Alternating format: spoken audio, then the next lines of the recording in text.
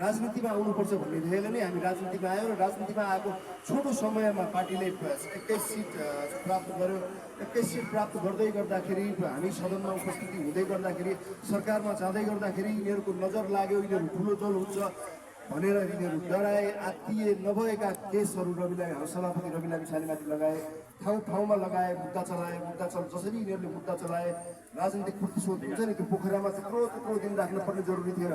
यदि प्रमाण थियो भने प्रमाण थियो भन्नेहरूले देखाएनन्, प्रमाण कहाँ थियो त? यिनीहरूसँग थियो त राजनीतिक प्रतिशोध थियो।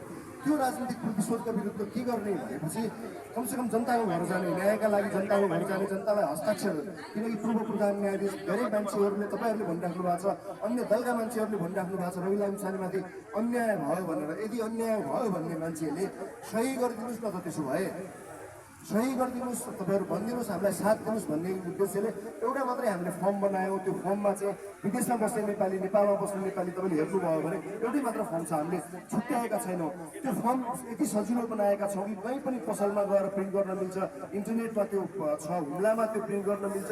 विदेशमा भएका नेपालीहरू जस्तो सबै देशमा त्यति धेरै नेपालीहरू हुँदैनन्, जस्तो दुबईमा, मलेसियामा, कतार, जापान हामी उपस्थित पनि होला, त्यहाँ हाम्रो पार्टीको सङ्गठन छ। तर पृथ्वीमा रोमानिया, अल्बानिया भनेका नाम नसुनेका देशहरू पनि छन्। ती देशहरूमा